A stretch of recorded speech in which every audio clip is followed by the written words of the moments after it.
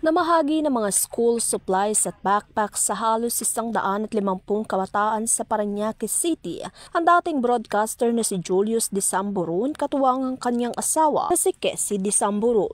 Ang naturang programa ay tinawag ng mag-asawa na Eduk-Aksyon na isang hakbang para magbigay ng tulong sa mga nangangailangan na mag-aaral at mga magulang na nahihirapan sa pagbili ng kinakailangan ng mga ito para sa kanilang pag-aaral.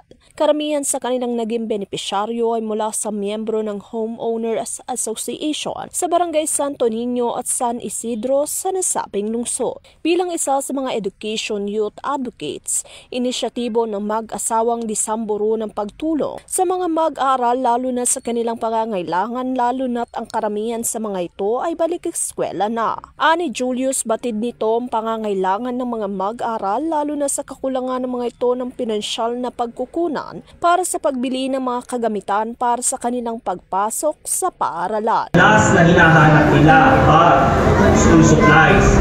Dahil yan ho madalas ho pinoproblema ng isang ina, ng isang ama, ng mga magulang o yung mga guardian ng mga estudyante ng pag ganitong magbabalik eskwela. Pangunahing kagamitan tulad na lamang ng school bag ang siyang kanilang isang prioridad na maibigay sa bawat estudyante. Sinabi naman ni Kessie na ang kanilang binabahaging tulong sa bawat mag-aaral ay magsilbisa ng motibasyon upang mas mapabuti pa ng mga ito ang kanilang pag-aaral. Samantala, hindi lang kagamitan para sa paaralan ang kanilang isinagawa kundi nagsagawa din ng mag-asawa ng isang feeding program sa aabot 150 kabataan. Si Julius ay dating naging TV reporter ng state-run network na PTV4 at nagsisilbi ngayon bilang Public Information and Media Affairs Division Head sa tanggapan ni Bangsamoro Parliament Member Jamila Ramos, habang si Kessie naman ay nagsisilbing Marketing Manager ng isang private company. Dahil sa taglay nitong kabutihan sa kapwa at pagtulong, sila ay tinanghal na Hero of the Year ng Gawad Pilipino Awards noong 2022 at kasalukuyan ngayong miyembro ng Partido Demokratiko Pilipino o PDP. Para sa EuroTV News, Catherine Landicho, sumasaludo sa bawat Pilipino.